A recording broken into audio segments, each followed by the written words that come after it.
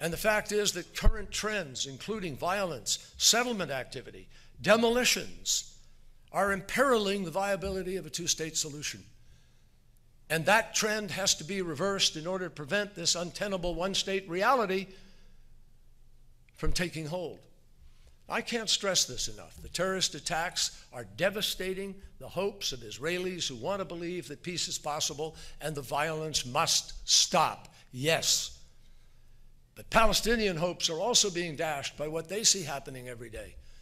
They're focused on a reality that few others see, that the transition to greater Palestinian civil authority contemplated by the Oslo process has in many ways been reversed. In fact, nearly all of Area C, which comprises 60% of the West Bank, is effectively restricted for any Palestinian development. Much of it claimed for Israeli state land or for settlement councils. We understand there was only one Palestinian building permit granted for all of Area C all of last year. And settler outposts are regularly being legalized, while demolition of the Palestinian structures is increasing. You get it? At the same time, the settler population in the West Bank has increased by tens of thousands over just the past 5 years, including many in remote areas. Settlements are absolutely no excuse for violence. No, they're not. And we are clear about that. But the continued settlement growth raises honest questions about Israel's long-term intentions and will only make separating from the Palestinians much more difficult. There are no easy answers, but we can't stop trying to find solutions that move us closer to peace. And that is why President Obama has called on both sides to demonstrate with actions and policies a genuine commitment to a two-state solution. The quartet has suggested steps on the ground that would reverse current trends and resume the Oslo transition in ways that do not affect Israel's security at all. And I want to stress that point. Increasing Palestinian civil authority does not happen at the expense of Israeli security. In fact, strengthening the Palestinian economy will enhance security for Israelis and Palestinians alike.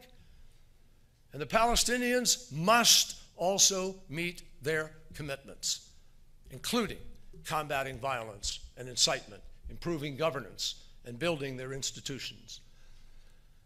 These steps, my friends, can be a very important beginning, and they won't ever take the place, however, of a real, credible political horizon for two states that meets the legitimate aspirations of both peoples. But these steps could help begin to reduce tensions, build some trust, restore a measure of hope, open up new possibilities, and hopefully create some political space for people to be able to make bigger, more critical decisions. Again, I repeat, I know these are difficult decisions. I understand why Israelis feel besieged. I understand why Palestinians feel there's no hope. And there will always be a reason not to act. But you have to keep those questions I put to you in front of you every moment of that time.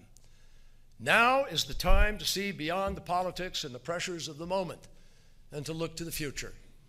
Both sides need to act in the long-term best interests of their people, not as a kind of concession.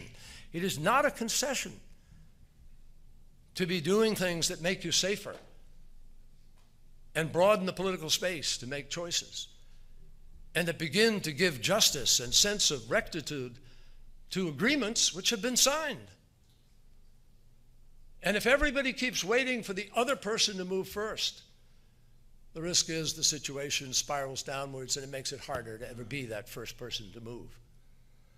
Now, we obviously hope that both sides will choose a path that leads towards peace.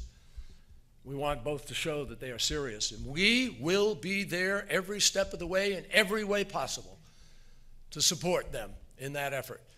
We're ready to bring Jordan, Egypt, the rest of the Gulf states, others to the table for a regional security arrangement that includes Israel, that will make the entire region safer.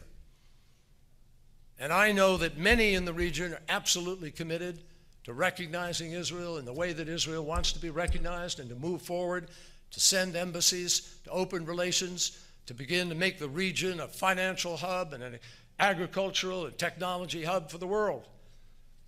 And they are waiting to help realize the Arab Peace Initiative's vision of a true peace between Israel and the Arab world and greater security for all. Now, we all know from years of discussion and effort, this is not an impossible dream. It's achievable, but it demands that we never lose hope, and we all draw strength from those who have sacrificed so much for peace. Yitzhak Rabin, who was murdered 20 years ago last month, is the example of that. Prime Minister Rabin dared to take risks. He dared to take bold initiatives to end the conflict despite terrorism and violence, because he knew the answers to some of those questions I posed, because he knew the alternative, because he believed it was essential for the future security and prosperity of the Jewish and democratic state of Israel, and because he understood beyond all the complicating factors that influence the events in the region, that this is a struggle that transcends any distinction of national or religious identity, a struggle between people who are intent on opening wounds versus those who want to close them. Rabin is gone, but his legacy endures as a challenge and as an inspiration to all of us. And in his memory, I ask everybody here to try to find a way to recommit, to use our words and our actions to advance the cause of peace. Thank you very much.